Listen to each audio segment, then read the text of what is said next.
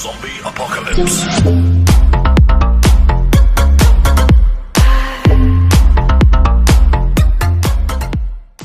Hello everyone, welcome to lecture fours. First question है, बहुत अच्छा क्वेश्चन है कि एक गैस में क्या है कि उसके वॉल्यूम में एक्सपेंड हुआ है V1 से V2 तक, ठीक है, जिनमें तीन तरीकों से वर्क डन हुआ है। एक समतापी मतलब आइसोथर्मल प्रोसेस है, उसमें वर्क डन W1 है, और जो समदाबी मतलब आइसोबारिक जो प्रोसेस है उसमें वर्क डन W2 है। रुद्धोष्म में मतलब एडियाबैटिक प्रोसेस जो है उसमें वर्क डन W3 है। तो हमें इनको असेंडिंग या डिसेंडिंग ऑर्डर में अरेंज करना है, फिर हम इजीली फाइंड कर सकते हैं। तो इसको पहले तो मैं इसका आंसर बता दूं, फिर मैं इसका वो भी बताऊंगा कैसे आया।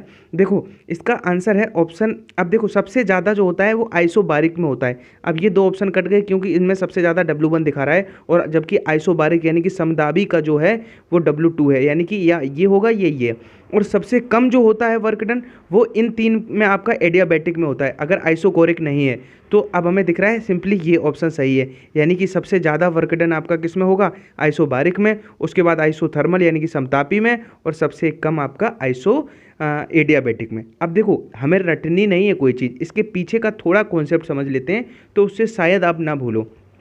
क्या होता है कि जो वर्क डन होता है वो क्या होता है, एरिया जो पीवी के ग्राफ के अंडर जो कर्व रहता है वही एरिया। जैसे यहाँ पे सपोज मैं आपका यहाँ पे प्लॉट करूँ पी, थोड़ी समझने की कोशिश करना, और यहाँ पे मैं सपोज वॉल्यूम का करूँ। अब देखो इन्होंने कहा है एक्सपेंड हुआ है मतलब V1 से V2, तो यहाँ पे कहीं मैं ग्राफ में यहाँ पे V1 डिनोट कर देता हूँ, यहाँ पे V2। अब एक बात बताओ, सबसे ज़्यादा समदाबी में मैंने क्यों बताया, क्योंकि समदाबी मतलब आइसोबारिक में आपका प्रेशर कांस्टेंट होता है, यानी कि प्रेशर कांस्टेंट रहेगा। ठीक है, मेरी बात सुनना, प्रेशर आपका क्या रहेगा, थ्रू आउट कांस्टेंट रहेगा, यानी कि ये ग्राफ प्लॉट हुआ इतना। अगर मैं बात करूं आपकी आइसोथर्मल की, तो आइसोथर्मल में आपको पता है कि जो ग्राफ होता है वो कैसा होता है, हाइपरबोलिक होता है, यानी कि ग्राफ कुछ ऐसा होता है। ठीक है, और एडियाबैटिक का ग्राफ आपको पता है, एडियाबैटिक की जो स्लोप होती है वो आइसोथर्मल से भी कम होती है। अब देखो अगर स्लोप ज़्यादा होती है, अगर स्लोप ज़्यादा होगी तो वो नीचे आएगा। मतलब अगर इसका ग्राफ देखें आइसो जिसमें प्रेशर कांस्टेंट था, तो इसका ग्राफ सबसे ज़्यादा ये पूरा आ रहा है। ठीक है, और इसके बाद जो बीच वाला है ये मेरा आइसोथर्मल का ग्राफ आ रहा है, आइसोथर्मल का ये इतना आ रहा है, और सबसे कम कौन से का आ रहा है। मैं अगर कलर चेंज करके आपको समझाने की कोशिश करूँ तो आप देखेंगे कि जो सबसे ये वाला आया, ये पूरा पोर्शन, ये मेरा किसका आया इतना, क्योंकि प्रेशर कांस्टेंट था समदाबी का, तो समदाबी में सबसे अधिक हुआ। सबसे नीचे हमें ये दिख रहा है इतना, ये आपका एडियाबैटिक का है, तो ये W3। और अगर आइसोकोरिक ISOCHORIC ये भी अगर ऑप्शन में होता, क्वेश्चन में होता, और एक W4 अगेन और होता, तो आपको पता है कि उसमें आपका डेल्टा V जो होता है वो 0 होता है, इसलिए वर्क डन क्या होता है, वर्क डन होता है P डेल्टा V। तो जब वर्क डन ये नहीं होगा तो उसमें सबसे कम होगा, वैसे उसमें 0 होता है इस वर्क डन, इसलिए वो ऑप्शन में नहीं है। तो ये क्वेश्चन आप एक्सपेक्ट कर सकते हो, बहुत अच्छा क्वेश्चन है। एक बार अगर समझ में नहीं आए तो आप पीछे होके एक बार और देख लेना। चलते हैं नेक्स्ट क्वेश्चन पे। कोई आइडियल गैस है वो दो वायुमंडलीय दाब यानी कि 2 एटमॉस्फेरिकल प्रेशर पर एक्सपेंड होकर 3 लीटर से 23 लीटर हो जाती है, तो आइडियल गैस द्वारा वर्क डन क्या होगा। बहुत अच्छा क्वेश्चन है, उतना ही इजी भी है। अगर आपने नहीं किया है कभी तो थोड़ी प्रॉब्लम हो सकती है। जो वर्क डन होगा जो गैस के द्वारा, वो क्या होगा, P और डेल्टा V। ठीक है, जो कि अभी मैंने ऊपर भी इसको बताया था। इस पे क्वेश्चन बनते हैं, बस थोड़ा यूनिट का ध्यान रखना होता है, क्योंकि अगर इतना ईजी है तो हो सकता है यूनिट से खेल दे, जैसा कि इसमें हुआ है। अब देखो प्रेशर 2 वायुमंडलीय दाब है और ऑप्शन सभी जूल में है, मतलब हम 2 वायुमंडलीय दाब नहीं रख सकते हैं। उसमें 10 की पावर 5 से गुणा करके उसे जो दाब का मात्रक होता है न्यूटन पर मीटर स्क्वायर वो बनाएंगे। कभी भी किसी दाब का जो अगर इसको ATP को उसमें चेंज करते हैं तो 10 की पावर 5 से गुणा कर देते हैं। मतलब यहाँ पे P की वैल्यू हम 2 नहीं, 2 की गुणा 10 की घात 5 रखेंगे। ठीक है, ये एक तो चीज़ सीखनी थी। सेकेंड थिंग, डेल्टा V हमारा कितना है, 23 से, मतलब डेल्टा V मतलब उसका एक्सपेंसन कितना, 3 से 23 हुआ है, मतलब 20 का एक्सपेंड हुआ है। लेकिन फिर वही बात कि लीटर नहीं लग सकते, क्योंकि SI यूनिट क्या होता है, मीटर क्यूब, तो उसके लिए हमें 1000 से डिवाइड करना पड़ेगा, और 1000 से डिवाइड करने से अच्छा है हम 10 की पावर -3 से गुणा कर दें। ठीक है, तो हमने 10 की पावर -3 से गुणा किया। अब देखो तो 22 जा 40 हुआ। ठीक है, 40 इंटू 10 टू दी पावर आपका 5 ये और माइनस का 3 ये, तो कितना 2 बचेगा, यानी कि 4 गुणा 10 की घात 3 दिख रहा है, 4 × 10⁻³ जूल को हम 4 किलो जूल कह सकते हैं? मेरी बात ध्यान से सुनो, बस ये है क्वेश्चन सरल था, सीधा फॉर्मूला बेस्ड था। अब इसमें ये 2 बातें, उसके बाद भी ऑप्शन का ट्विस्ट कि हमारा आंसर 4 × 10⁻³ आ रहा है जूल, लेकिन अगर इसी को किलो जूल बनाएंगे तो 1000 से डिवाइड करेंगे, यानी कि हम इसको 4 किलो जूल कह सकते हैं। तो एग्ज़ाम के आए हुए क्वेश्चन हैं, तो इनसे आपको आई होप कि बहुत सारी चीज़ें सीखने को मिल रही हैं। नेक्स्ट है एक एटीपी मतलब एक एटमॉस्फेरिकल जो उसका यूनिट है प्रेशर का, उस पर किसी कमरे का वॉल्यूम 40 मीटर क्यूब है। अब देखो उसमें इसके ऊपर वाले में क्या था, लीटर था, तो हमने एसआई यूनिट बनाया, क्योंकि ये जूल था, एसआई यूनिट था, तो वो क्या होता है 1000 से डिवाइड करके। एनीवेज उसमें 1 मोल हवा का जो गामा है वो कितना है 7/5। तो हमें आंतरिक ऊर्जा यानी कि इंटरनल एनर्जी बतानी है। तो डायरेक्ट आप अपनी फार्मूला एक नोटबुक में फार्मूला की लिस्ट में बढ़ा सकते हो कि जो इंटरनल एनर्जी होगा वो क्या होगा, PV/γ-1। कितना सुंदर फार्मूला बताया। अब देखो प्रेशर का कितना है, एक की वैल्यू हम 10⁻5 रखेंगे, क्योंकि 1 में गुणा करेंगे 10⁻5 का, तब वो क्या बनेगा, न्यूटन पर मीटर स्क्वायर बनेगा, यानी कि ऐसा यूनिट बनेगा। ऑप्शन उसमें है, ठीक है। अब देखो आपका वॉल्यूम कितना है, एक्सपेंड हुआ है 40 मीटर क्यूब, ठीक है, जिसका वॉल्यूम था 40 मीटर क्यूब, 40 रख दिया, अपॉन अब गामा का वैल्यू 7/5 दिया है, तो 7/5 -1। जब 7/5 में से -1 जाएगा तो ये फाइनली कितना 2/5 बचेगा, और 2/5 में भी इसको हम 2 को इससे कट करेंगे 20 बार, और 5 ऊपर जाके 100 बना देगा, यानी कि 10⁻5 और 10⁻2 तो आपका 10⁻7 हो जाएगा, यानी कि ए ऑप्शन इसका राइट आंसर है। ठीक है, आशा करता हूँ समझ में आए होंगे ये क्वेश्चंस। चलते हैं नेक्स्ट स्लाइड पे। एक खुले बर्तन यानी कि ओपन माउथ का बर्तन है, उस पर 60 डिग्री पर एयर भरी हुई है।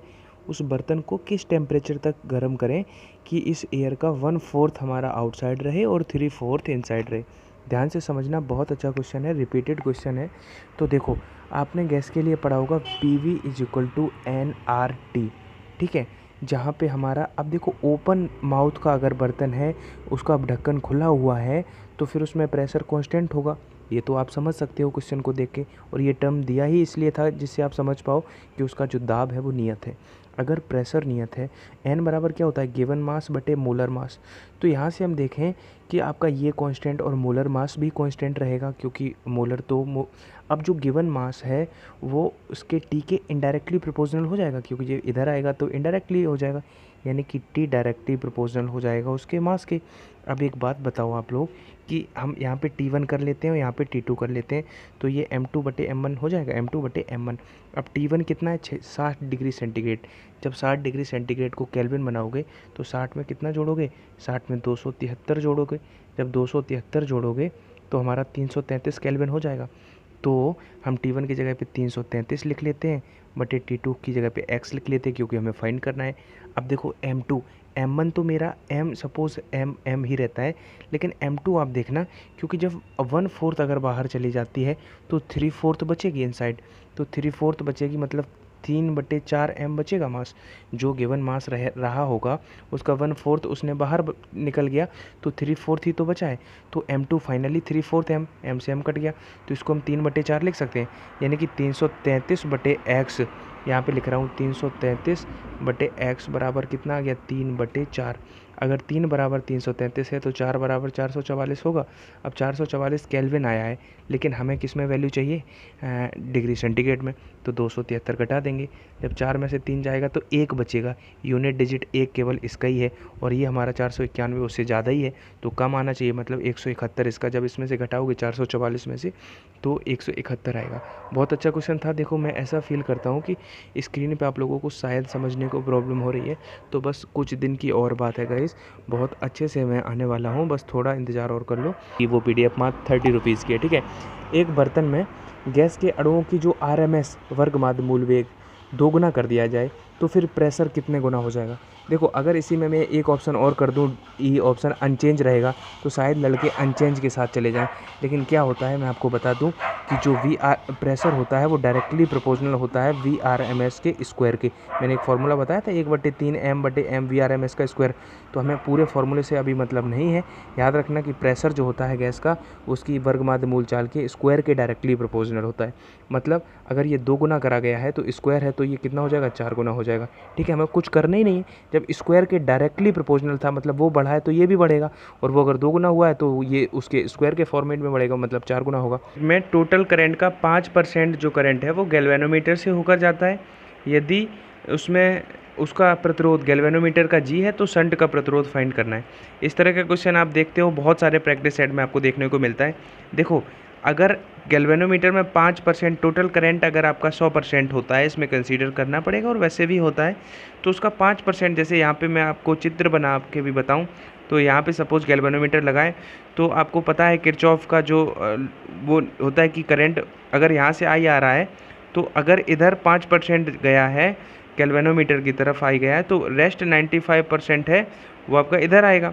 ठीक है, इधर सपोज शंट लगाए, तो हमें क्या करना है, हमको फिगर नहीं बनाना है एग्ज़ाम में पूरा, आप उसको एग्जामिनर को एक्सप्लेन करके नहीं बताना है। ये कॉम्पिटिटिव एग्ज़ाम है, आपको यहाँ पे कोई परसेंटेज गिवन रहेगी। एक फार्मूला तो आपको याद रखना पड़ेगा जो बहुत ज़रूरी है, कि जो गैल्वेनोमीटर का करंट होता है आई जी इज इक्वल टू होता है एस शंट का रेजिस्टेंस बटे नीचे दोनों का जोड़ देना है, शंट का प्लस गैल्वेनोमीटर का, गुणा टोटल करंट आई, बस इतना सा है। अब इसमें क्या है, आप सिंपली जल्दी से कैसे कर पाओगे कि 5% धारा जो है वो गैल्वेनोमीटर में गई थी, तो आई जी का मान कितना हो जाएगा, आई का 5%, यानी कि आई का 5% लिखोगे तो इसमें हम लिख के बता रहे हैं आई का 5%, लेकिन आपको ऐसे नहीं लिखना है। आपको पता है आई का 5% सीधा आप लिख सकते हो 0.05 आई, हमने लिख दिया यहाँ पे, इज इक्वल टू ये पूरा सिस्टम। अब इस आई से ये आई कट जाएगा। अब हमें इतना इस तरफ LHS में ये मिल गया, RHS में ये मिल गया। LHS में मिल गया 0.05, RHS में मिल गया S/S प्लस जी। अब देखो, यही तो हमें फाइंड करना है, S का मान बताना है जी के टर्म्स में।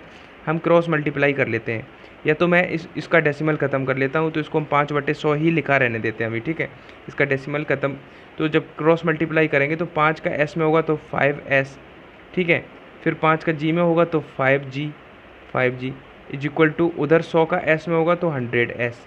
ठीक है, अब 100S, अब 100S में से ये 5S इधर से घटेगा आके, तो 95S बचा, तो 95S बराबर हमें मिल गया कितना, 5G। तो यहाँ से हमें S का मान निकालना है, तो S क्या हो जाएगा 5G/95। इसको जब कट करेंगे तो 19 बार कट जाएगा, तो G/19, यानी कि D इसका राइट आंसर है।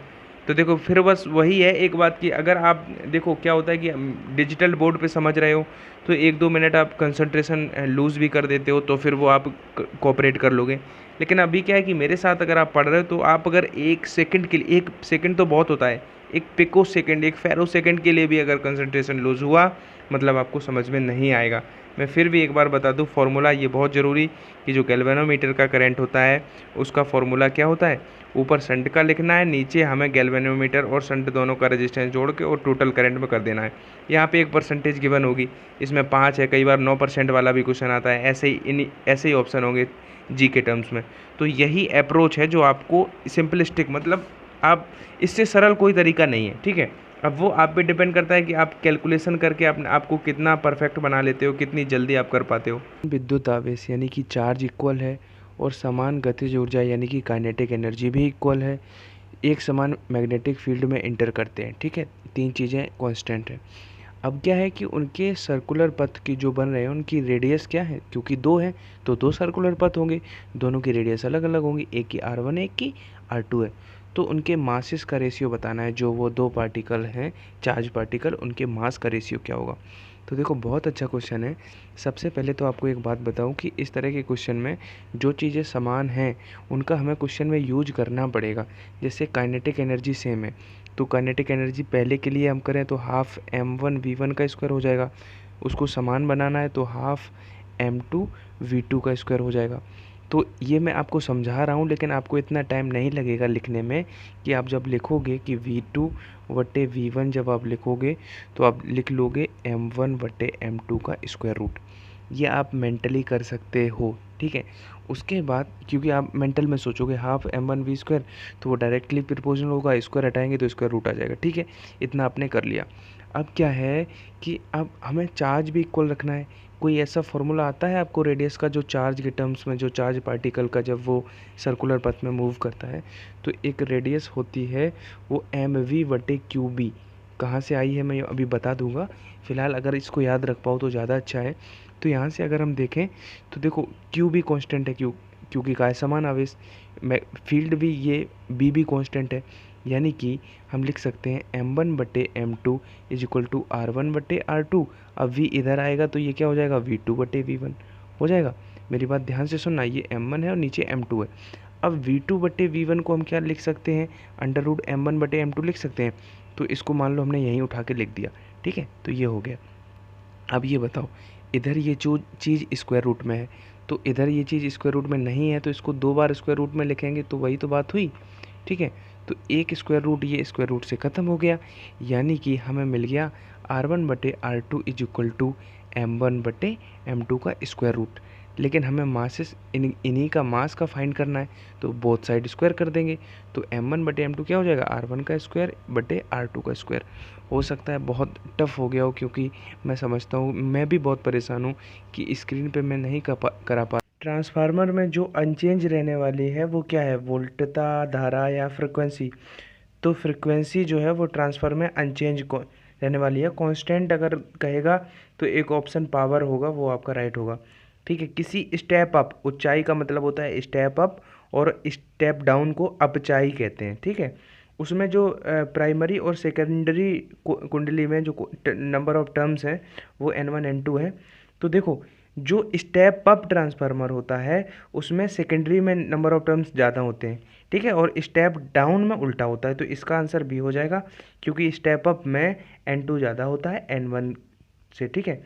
इस प्रकार से एक्सपेंड होती है कि PT स्क्वायर कांस्टेंट है। तो गैस का आयतन प्रसार गुणांक हमें फाइंड करना है। तो देखो, इस क्वेश्चन को आप वेट करो, जब अभी इसका आंसर आप याद रखना चाहो तो याद कर लो, लेकिन इसकी जो एक्सप्लेनेशन है वो मैं स्क्रीन पे नहीं कर सकता हूँ। अभी मैं जिस दिन बोर्ड पे क्लासेस लूँगा मैं इस क्वेश्चन को इंक्लूड करने की पूरी कोशिश करूँगा, ठीक है। इसका होता है 3/T, ठीक है। एक और क्वेश्चन है कि अगर क्या है कि कोई वास्तविक आइडियल गैस की तरह बिहेव कब करती है, किन कंडीशंस में, तो वो जब निम्न, मतलब उनका जो प्रेशर है वो कम हो और टेम्परेचर ज़्यादा हो, ठीक है, प्रेशर लो हो और टेम्परेचर अधिक हो, तब वो गैस एक आइडियल गैस की तरह बिहेव करती है। आइडियल जो अमीटर होता है उसका रेजिस्टेंस हमारा 0 होता है, और आइडियल वोल्ट मीटर उसका रेजिस्टेंस अनंत होता है। ये दो बातें भी याद रखना कि देखो, जो आदर्श अमीटर होता है, प्रतिरोध का मतलब होता है रुकावट, वो क्या करता है, रुकावट बिल्कुल भी नहीं आने देता है, करंट को बहुत अच्छे से फ्लो होने देता है। और जो आदर्श वोल्ट मीटर होता है उसमें रुकावट बहुत भरी पड़ी रहती है, अनंत होती है, ठीक है। और दोस्तों, मैंने जो ई बुक लॉन्च की थी कल, ई बुक यानी कि जिसमें सारे ही फिजिक्स के कॉन्सेप्ट, सारे ही प्रिंसिपल मैंने कराए हैं, और उसमें मैंने अभी तक इस चैनल पे जितने भी वीडियो आए हैं उन सभी का PDF, उन सभी क्वेश्चन की प्रैक्टिस के लिए बेस्ट PDF, लगभग 200 पेज का PDF है। वैसे तो इतना अच्छा रिस्पांस रहा कल कि मुझे आशा है कि सभी ने खरीद ली है, लेकिन फिर भी अगर कोई रह गया है, ये अपॉर्चुनिटी मिस मत करना प्लीज़। अगर प्रैक्टिस करनी है तो उससे करना, मात्र 30 रुपये की है, ठीक है। 30 रुपये में क्या आता है आजकल, अगर आपको ख़रीदनी है तो इसी वीडियो के डिस्क्रिप्शन बॉक्स में आपको पेटीएम, गूगल पे, फ़ोनपे सारे नंबर्स दिए हैं। आप उन नंबर्स पे अपना पेमेंट जैसे ही आपका डन हो जाएगा, फिर उसी का स्क्रीनशॉट आप हमें इसी नंबर के डिस्क्रिप्शन में जो मेल आईडी दी हुई है, उसी मेल आईडी पे वो स्क्रीनशॉट भेजोगे, जो पेमेंट डन हो जाएगा, सक्सेस हो जाएगा, तो स्क्रीनशॉट ले लेना। तो वही स्क्रीनशॉट जैसे ही आप भेजोगे तो विदिन 2 मिनट आपको PDF दे दी जाएगी, वो 200 पेज की PDF, ठीक है। उसमें सारे ही रूल्स एक बहुत स्ट्रक्चर्ड वे में मिल जाएंगे, सभी एक जगह पे। फॉर्मूले आप लोग कहते रहते हो, सूत्र बता दो, सूत्र का एक वीडियो बना दो, फॉर्मूलों का वीडियो बना दो, तो वो फिर नहीं कहोगे, ठीक है। और प्रैक्टिस करनी है तो वहाँ से बेस्ट प्रैक्टिस के लिए रिसोर्स हो सकता है, तो नहीं खरीदिए तो अब तक जाके जल्दी से खरीद लो। Thank you.